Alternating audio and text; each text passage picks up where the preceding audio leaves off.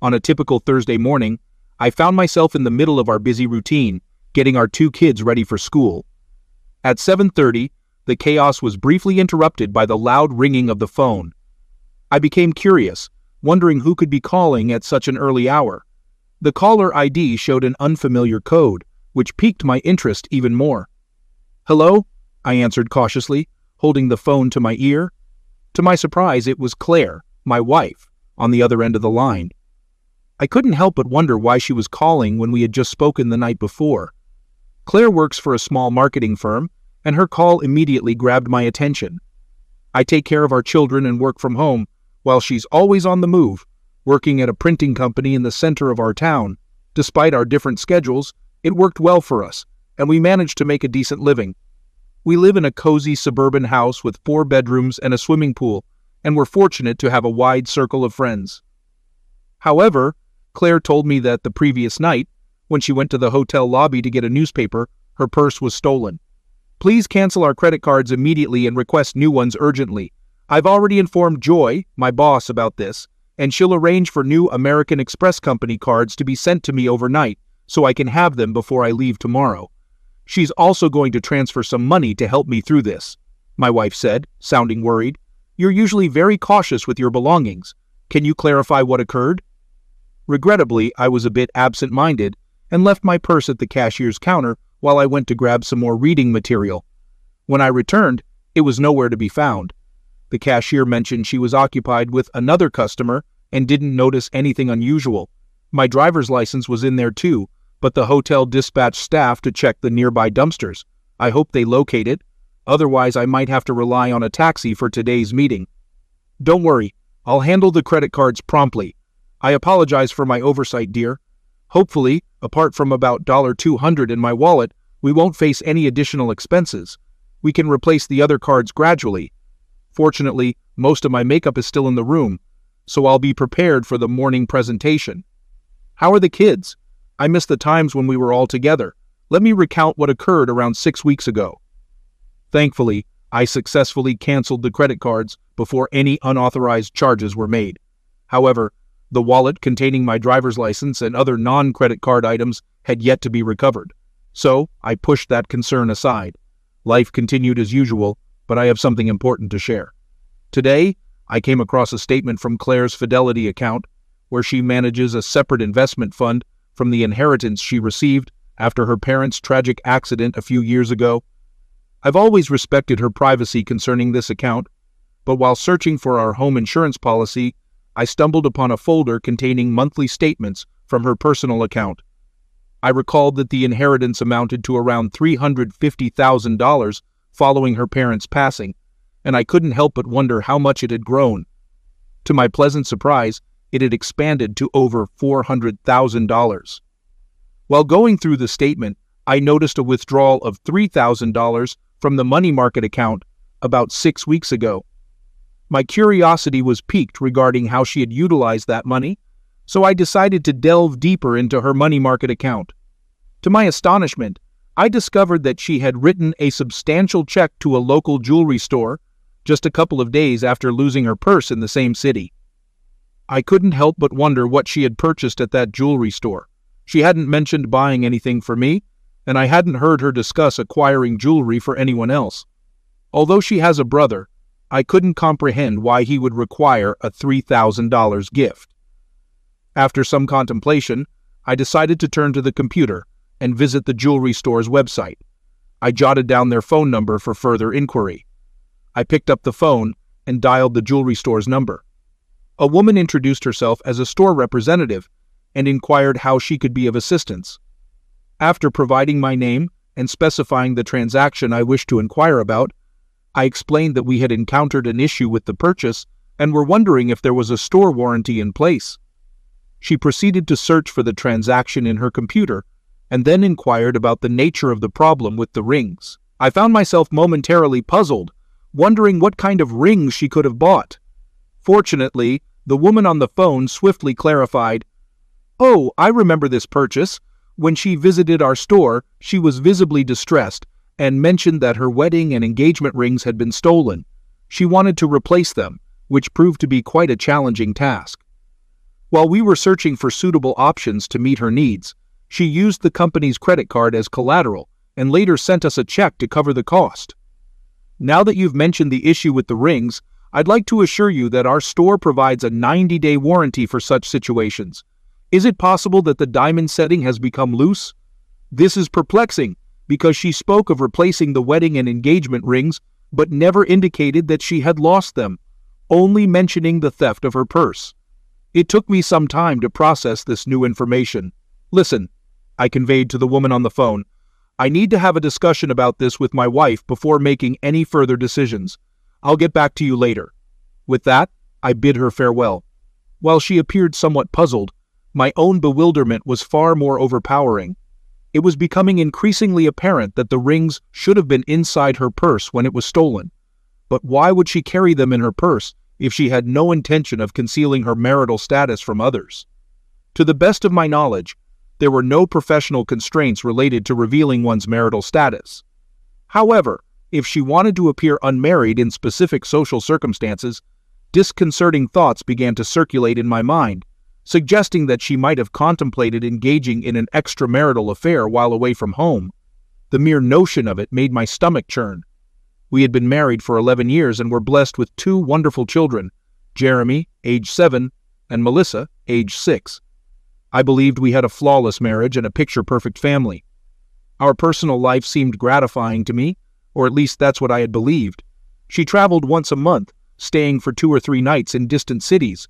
If she harbored intentions of such actions, she might have seen it as a discreet opportunity. It seemed that losing the rings had deeply troubled her, leading her to opt for replacements that closely resembled the originals. I had purchased those rings with my modest earnings, so they were not extravagant, and crafting a near replica wasn't too costly. She could have reported the loss to the insurance company, but I probably would have found out. If her purse was genuinely stolen at the hotel, she should have reported it. I couldn't help but wonder what she claimed as missing. I decided to locate the hotel's contact number and made the call. I asked about any records related to the theft of my wife's purse. Surprisingly, they confirmed having a written account of the incident. I requested a copy to be faxed to me, and I received it shortly. The report was composed and signed by Claire herself. In the statement, Claire mentioned that her purse was stolen while she was dancing in the hall. She had left her purse at the booth where she was seated, and upon her return, it had vanished. Remarkably, Claire explicitly noted her hesitation to involve the police. As I absorbed this information, my thoughts raced. Overwhelmed by the implications of what I had uncovered, she had deceived me not only by concealing the truth about the stolen rings, but also by inventing a story about shoplifting. While there could be an alternative explanation, my mind couldn't come up with anything other than the unsettling thoughts swirling in my head. It became clear that I needed to uncover the significance of losing those rings, or else they would persistently occupy my thoughts and drive me to madness. One thing was increasingly evident. Those rings were inside her purse when she was dancing with an unknown man. Several weeks had elapsed since the incident, and she was about to embark on another trip in a few days. I realized I needed to gather more details about the schedule for her upcoming trip. I wanted to comprehend what she typically did in the evenings outside our home. If she was involved with other men, perhaps losing the rings had served as a wake-up call, prompting her to reassess her behavior. I knew that if I discovered her infidelity, it would likely spell the end of our marriage, though I dreaded considering how it might impact our children. She was undoubtedly a great mother, but I couldn't bear the thought of her having custody of the kids, especially with her frequent business trips. My mind raced, desperately seeking any potential clues to shed light on her faithfulness. What other information might hint at her actions during her trips? Did she engage in unprotected encounters or insist on using contraceptives? I assumed she would opt for protection because she wouldn't want to risk bringing home infections or the possibility of an unwanted pregnancy. After all, I had a vasectomy after the birth of our second child, rendering pregnancy impossible. She couldn't rely on the men she met having protection, so she must have had her own supply. One question remained. Where did she keep them? It was unlikely she stored them at our house or in the car, so the office seemed the most likely place. She probably carried them with her on business trips. I knew she transported her work papers, laptop, and presentation materials in a large briefcase she kept in her office. But if she had an early morning flight, she'd bring her bag home the night before, then pack it in a suitcase for the airport. This detail was crucial. I needed to find an opportunity to search the briefcase before her departure. I hoped her next trip involved an early morning flight. I made a deliberate choice to remain calm and composed, not displaying any signs that something was amiss. As it happened, when the kids returned from school, I was occupied with various tasks and had little time to dwell on my suspicions. Nonetheless, the specter of her infidelity continued to linger in the back of my mind. When Claire returned from work, I found myself in a bit of a mess. While preparing dinner, I accidentally spilled a dish of beans, creating a mess on the floor. The resulting chaos of cleaning up and managing the kids' activities left me looking somewhat disheveled. Fortunately, she didn't seem to notice any unusual behavior from me at that moment. After the commotion settled and everything was cleaned up, I greeted her with a kiss on the cheek. We sat down at the table as we normally did to enjoy dinner and engage in our typical chit-chat. Given our usual routine, I didn't expect her to have any growing suspicions about her upcoming trip. "So, you're heading out on another trip in a couple of days?" I asked. "Yes," she replied, with little enthusiasm. "It's the same old routine. I'm not looking forward to it." My curiosity prompted me to dig deeper. "If you don't enjoy it, have you considered applying for a different role? You've been with the company for quite some time and have a good understanding of various aspects of its operations. I think you could adapt to almost any position." She mentioned her desire to gain more experience before transitioning to a desk job. However, I gently appealed to her conscience regarding the kids. "And I really miss you when you're not home," I added, hoping to evoke a sense of guilt. "I know, I'm sorry," she responded sympathetically. "I miss all of you too." Seeking more details, I continued, "So where exactly are you headed this time? Will you be leaving in the morning, giving us a chance to spend some time together before your departure?" I held her gaze, mindful that our children could hear us. Despite trying to appear normal, my anxiety was evident as my stomach rumbled, making it difficult to eat. She seemed to think everything was fine, as her reaction mirrored mine. I wondered if she had stomach issues, but it turned out she was eating without much enjoyment. Perhaps my suspicions were unfounded, but the urge to search her briefcase still lingered, as it could potentially provide insight into her loyalty.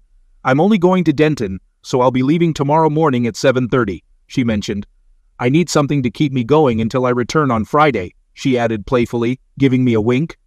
I responded in a similar playful manner, trying to maintain a sense of normalcy. To my surprise, she blushed in response. Her comment about bringing her briefcase home the night before her trip suggested she wouldn't be stopping at the office before heading to the airport. Given her seemingly genuine attitude about the upcoming trip in front of our children and me, one might assume that either she hadn't been involved in any infidelity during her travels, or she had become skilled at concealing such behavior. I hoped to uncover the truth when I examined the contents of her briefcase. On the evening before her planned trip, Claire returned home in high spirits. She parked her car next to mine in the garage as usual and appeared visibly excited.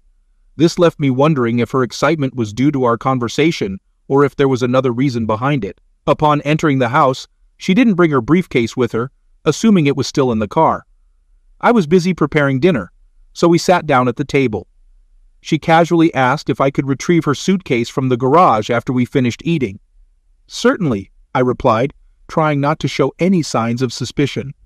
"Are you all set for your trip?" she asked, trying to reassure me. "Oh yes, it's a routine trip. My briefcase is in the car, ready for the journey. I'll pack an overnight bag with the essentials." In an effort to maintain a sense of normalcy, I inquired, "Do you have any plans while you're away?" "No, the kids and I will stick to our usual daily routine during the week. Maybe we can plan something family-friendly for the weekend?" she replied, showing enthusiasm for the idea. "Sounds like a plan," I responded, genuinely. After we finished dinner, she kindly helped me clear the table in the kitchen and loaded the dishwasher. Once we were done, she headed to the bedroom to pack her things, while I made my way to the garage to retrieve her suitcase. Upon inspecting the car, I didn't find the briefcase inside, leading me to believe it was securely placed in the trunk. Expecting this, I had already devised a plan to access it later in the evening. When I returned to the bedroom with her suitcase, I casually asked, "Do you know where the car keys are? My tire seems to be slowly losing air. If I take it to the station, Jerry can fix it right away." For a brief moment she appeared puzzled, but then reached for her purse, handing me the car keys. She proposed an alternative, saying, "Couldn't you just use the spare tire? It's meant for emergencies?" Taking a resolute stance, I responded, "Yes, the spare tire is for emergencies, but we have enough time to properly fix this. I think that's the best course of action." I hurried back to the garage before she could change her mind. Swiftly, I drove her car out of the garage and headed to the junction station owned by my friend Jerry from school. Pulling up in front of one of the service bays, I honked my horn to get his attention. Jerry noticed me and opened the bay door, allowing me to drive in before closing it behind me. "What's going on, buddy?" Jerry asked. Curiously, I replied, "My tire was supposed to be fixed here, but I needed a little time to check something else." Sensing that I might have some issues at home, he asked, "Trouble at home, buddy?" "Maybe," I admitted, reluctantly opening the trunk and retrieving Claire's briefcase. Placing it on a nearby workbench, I unlocked it. Jerry, realizing a customer needed him, simply said, "Well, I've got a customer, so take your time, my friend." Nodding to Jerry, he returned to the small shop attached to his station. I began to search the briefcase meticulously, ensuring that I didn't disturb anything. My hands explored the pockets on the lid unnecessarily, and to my shock, I discovered a package that drew my attention when I removed it. My heart sank as I realized it was an open package of contraceptives with about 3 pieces missing. My worst fears were confirmed. I carefully placed the package back where I found it and closed the briefcase once more. I stashed it in the trunk and secured it just as Jerry returned. "Did you find what you were looking for? What's going on?" he asked with evident curiosity. "I'm afraid so," I replied, my voice tinged with a mix of disappointment and sadness. "Mind if I stay here a bit longer? Perhaps you could check the tire pressure while I pretend to have resolved the issue." Jerry gave me a curious look, but complied without saying a word. He truly was a loyal friend. While he attended to the tire pressure, I drove out of the bay and pulled up at a gas station. I filled the tank with fuel, unsure of when I would do that for her again. My thoughts were filled with gratitude toward Jerry for his understanding as I made my way back home. As I pulled into the garage, a sense of darkness seemed to envelop my thoughts, and panic began to intensify. Fueled by anger and frustration, it was difficult to grasp how she could betray our marriage, our children, and me in such a manner. Amid the receding emotions, I shifted my focus to planning my next steps. To secure custody of our children, I needed concrete evidence of her infidelity and misconduct. Despite her shortcomings as a partner, I acknowledged her role as a good mother. The children deserved a maternal figure in their lives. While visitation rights would likely be granted, my ultimate goal was to gain full legal custody. She will have to explain the reasons behind our divorce to her brother and friends. As I entered the house, I called out from the bedroom saying, "Everything's set. It was just a minor issue with a nail." "Okay, thanks," she replied, still avoiding eye contact. Seeking solace, I went to the kitchen for a beer and then settled in the family room with the kids, who were absorbed in watching a TV show. About 30 minutes later, Claire joined us in the room and sat beside me on the couch. By then, my emotions had settled, but a deep sadness washed over me as I realized our once happy family was soon to be a thing of the past. To my surprise, Claire moved closer and snuggled up to me. Whispering in my ear, she asked, "Are you ready for tonight?" After taking a sip of beer, I replied, "I think so, but I have a stomachache." Claire sympathetically responded, "Oh, that's too bad, honey." Holding on to me, Claire softly said, "I love you," and I instinctively put my arm around her shoulders, grappling with mixed feelings. Despite her betrayal, there was still a hint of affection from her. I couldn't help but wonder why she did it. Was it for excitement or a need for more connection than I could provide? I might never fully understand, but what was clear was the damage to my trust in her. We put the kids to bed together, and as she kissed our little angels goodnight, I couldn't help but look at her, knowing that by morning she would be gone. Their young minds were already accustomed to her frequent travels, so their unease was minimal. That night, we made love, but it lacked the usual passion. Sensing my distress, Claire asked anxiously, "Is your stomach still bothering you, dear?" I nodded and replied, "Yes, but I can handle it." Desperately hoping she would choose our love and marriage over the upcoming trip, I asked, "Do you really need to go on this trip?" Deep down, I wished it were all just a nightmare that would vanish. She sighed and replied apologetically, "I'm sorry, honey, but this trip is necessary.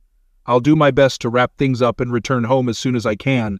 I'm really looking forward to the weekend with all of you." With a heavy heart, I sighed and said, "Okay, honey, it's time to get some sleep. You have to get up early for your flight.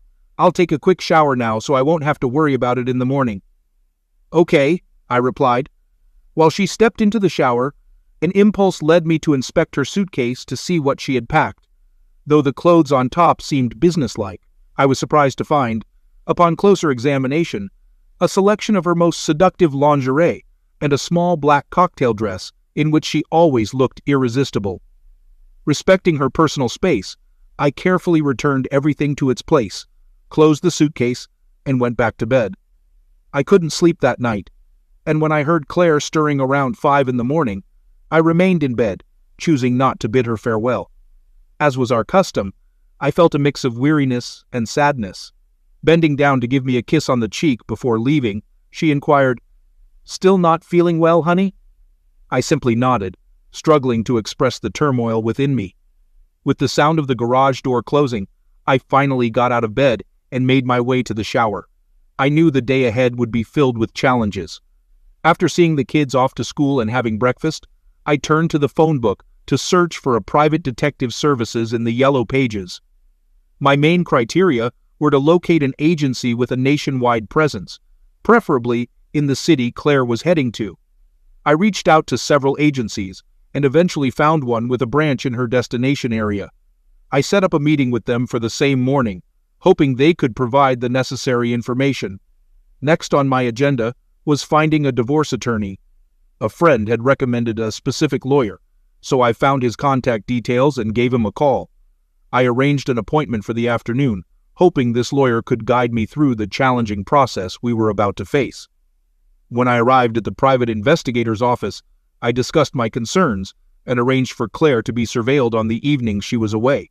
I provided them with a photo of Claire and details of her travel route to aid in their identification.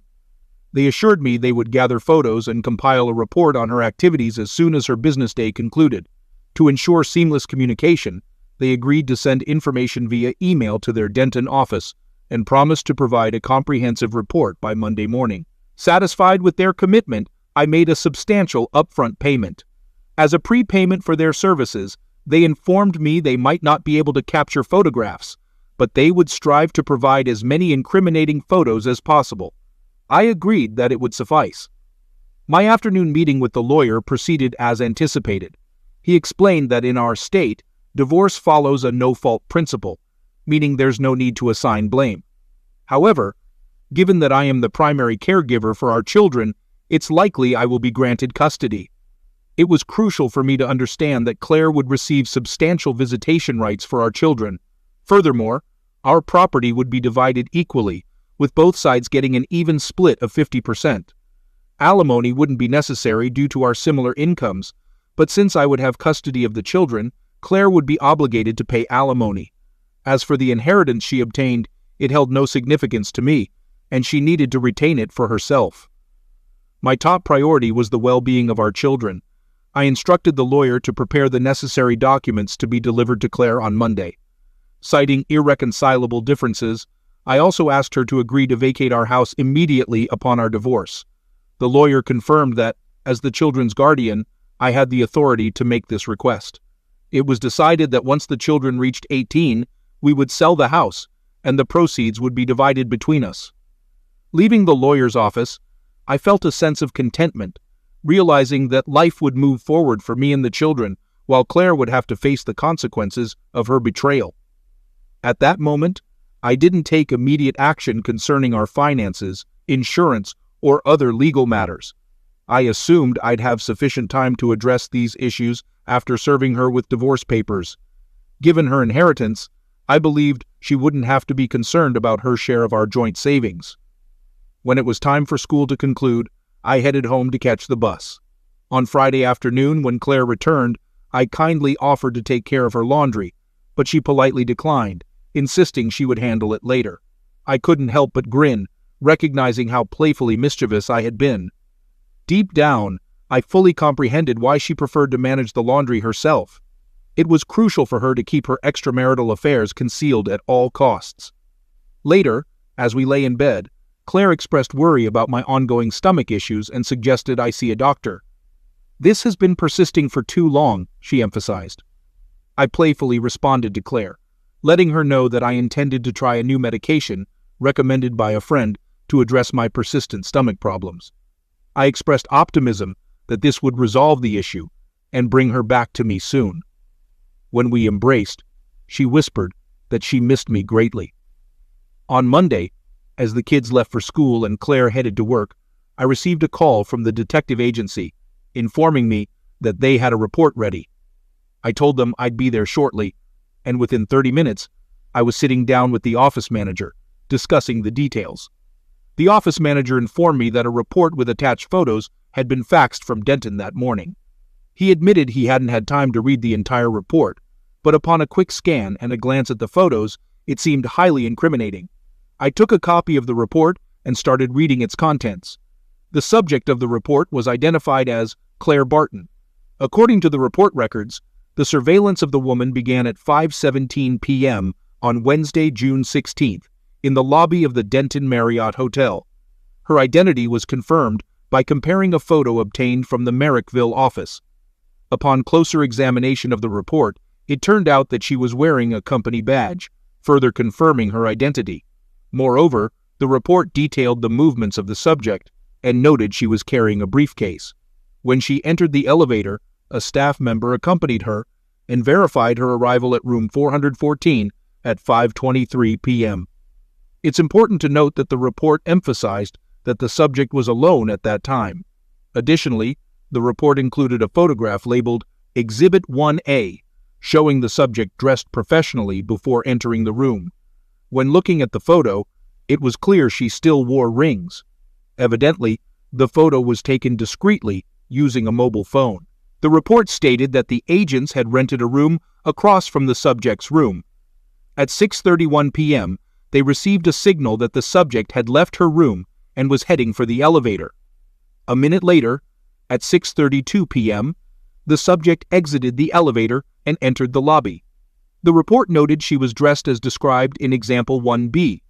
Upon examining Example 1B, it became evident that Claire was wearing a small black cocktail dress paired with high-heeled shoes. She was also adorned with a necklace I had given her for our 10th anniversary celebration. However, what stood out the most was the absence of wedding rings on her left hand. The photo showed clearly that she wasn't wearing them.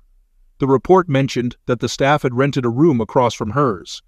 A minute later, at 6:32 p.m., the subject exited the elevator and entered the lobby. The report noted she was dressed as described in Example 1B. Upon examining Example 1B, it was clear that Claire was wearing a small black cocktail dress paired with high-heeled shoes.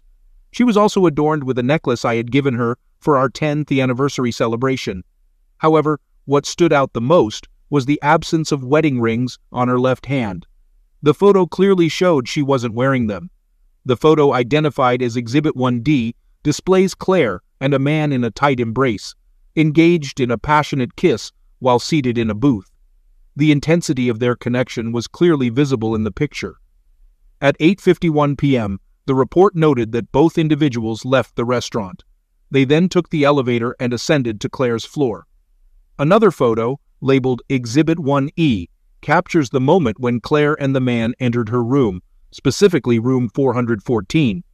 In this image, Claire appears slightly intoxicated but undeniably pleased with the evening's events. At 11:13 p.m., the man exited Claire's room and left the building.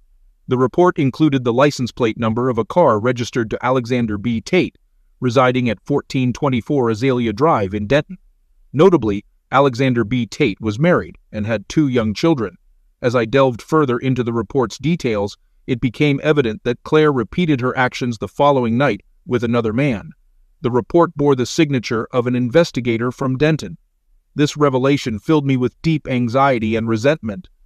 It became clear that my wife was leading a promiscuous life while she was away from home.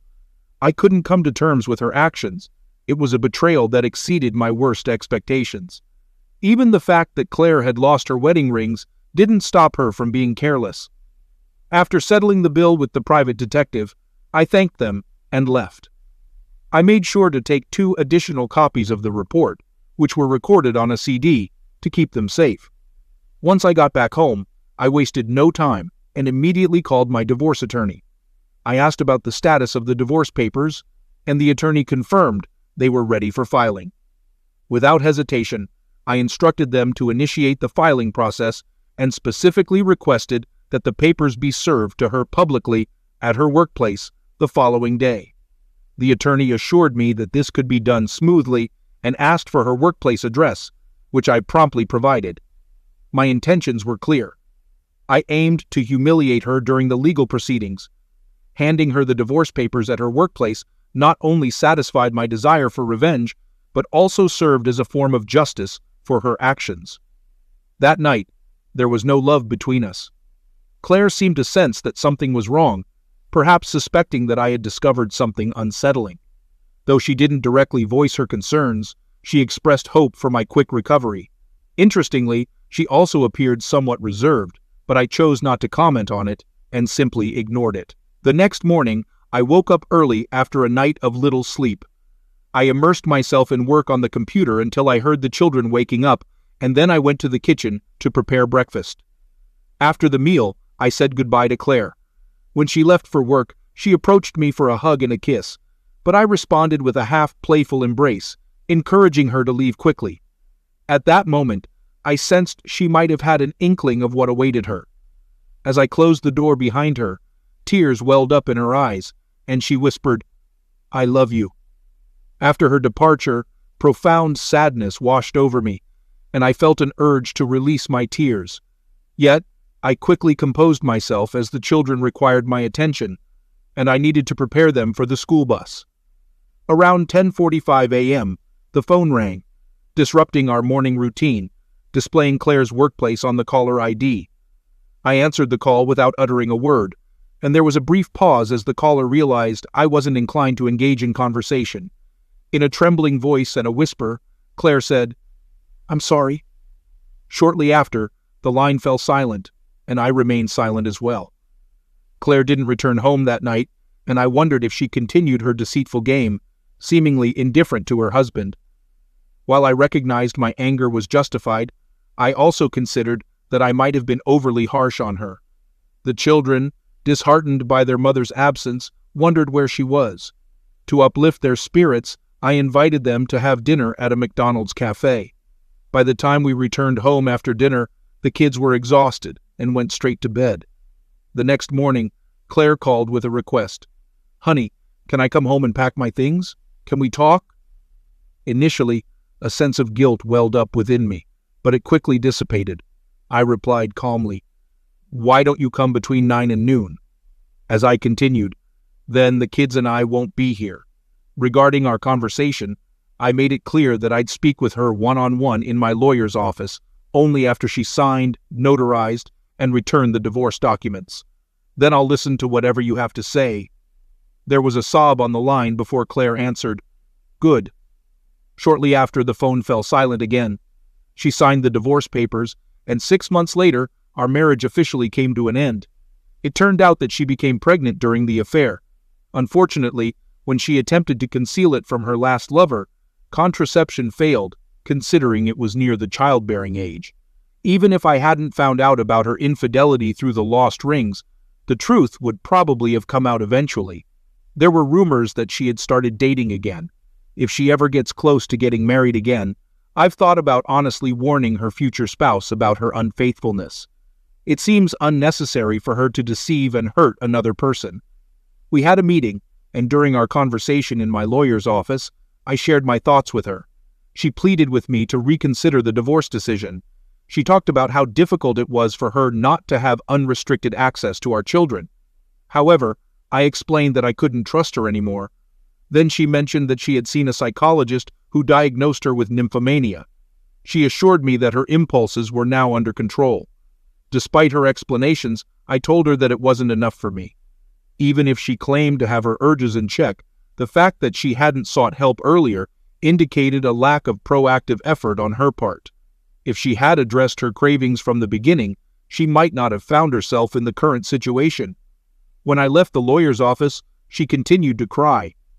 Having recently reconnected with a school friend who keeps me updated, I learned that he works at a nightclub. He mentioned seeing my ex-wife at the club where he works on several weekend nights.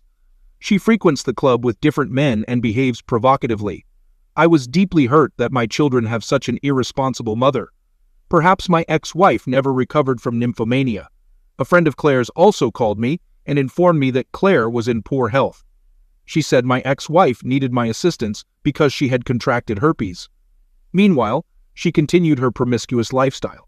I sympathized with her but conveyed that I couldn't offer any help, nor did I want to. Claire chose this lifestyle and its associated health issues. I began dating again, and it seems I've found someone special. This woman, around my age and divorced herself, discovered her ex-husband's infidelity and didn't tolerate such behavior. She possesses strength and resilience, qualities I genuinely admire. It seems that my children also like her. I believe this is a natural progression, and it's only a matter of time before I consider taking our relationship to a new level.